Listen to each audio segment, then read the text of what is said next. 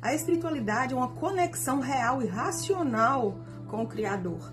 Já a religiosidade está mais voltada para regras, doutrinas, comportamentos aprendidos, muitas vezes trazidos da hereditariedade dos ancestrais, ou talvez daquela pessoa que não conhecia Jesus e conheceu através de um religioso ou do sistema religioso, que na verdade é um sistema que vem ao longo de séculos deturpando a palavra de Deus. Lembrando que esse vídeo aqui não é para trazer mais peso sobre a vida do religioso, porque ele já sofre muito, ele já vive debaixo de julgo, de peso, de condenação, de autopunição.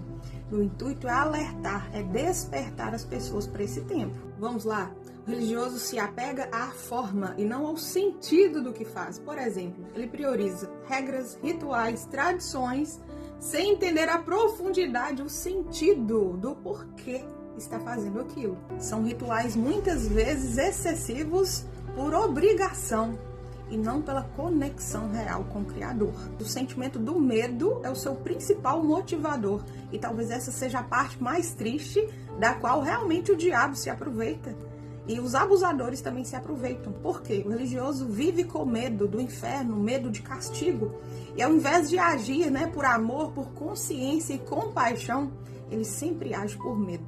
O medo é um dos sentimentos de frequência mais baixa e que atrai espíritos malignos, sabia?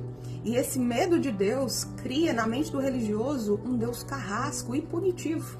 E, por exemplo, esse medo faz o religioso dar o dízimo por medo de não receber, por medo de ser hospitalizado, por medo de gastar na farmácia, por medo do devorador, mesmo estando em um relacionamento comprovadamente abusivo, onde a própria vida está em jogo, a vida dos filhos, já se tornou um lar totalmente disfuncional, onde com exemplos ele está ensinando os filhos a serem abusadores ou aceitarem abusos em suas relações por medo de Deus, medo de castigo. Ele tem dificuldade do divórcio. Assim também ele aprendeu erroneamente que com Deus podemos fazer trocas e barganhas, como por exemplo, se eu dou o dízimo gordo ou uma oferta gorda, eu vou receber mais de Deus.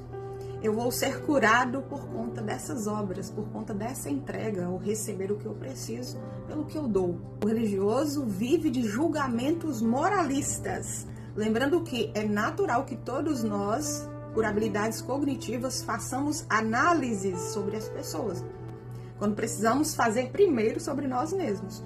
Mas o religioso realmente ele condena.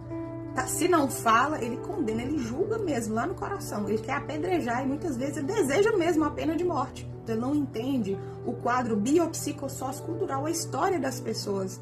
E por isso julga. Existe uma ignorância aí. Por esse motivo, não tem paciência para ver a transformação da pessoa.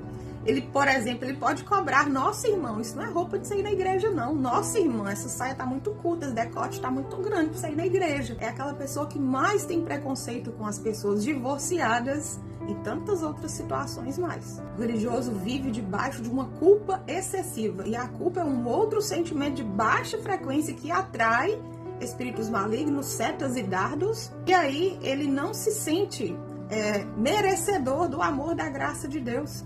Muitas vezes ele se acha inadequado. E a culpa é mais um sentimento que cria na mente da pessoa uma imagem punitiva do Criador. Por medo e culpa, o religioso acredita que só encontra Deus lá na igreja, sendo que Deus está em nós, Ele habita em nós, Ele está em todos os lugares. Assim, diante de tantas emoções de baixa frequência com as quais ele convive e vive, é aí que vem os adoecimentos mentais. A começar por depressão, ansiedade, síndrome do pânico, pode desenvolver transtorno bipolar, pode desenvolver toque religioso, compulsões e tantos mais. Falsa humildade ou vaidade espiritual. E quer se mostrar humilde e reto, mas a sua postura é de arrogância espiritual. Ele se acha mais próximo de Deus do que as outras pessoas. Se você deseja se aprofundar no assunto e saber sobre a verdade que liberta, eu te convido a acessar o meu feed e ver esse post aqui, com muita atenção, de um quadro clínico real que passou por mim. Sabe qual é a verdade? A religiosidade é uma prisão que adoece. Mas a espiritualidade é sobre uma conexão genuína com Deus, é sobre uma liberdade interna e sobre autoconhecimento. É sobre eu saber quem eu sou nele. E você, pessoa única, me conta aqui, ó.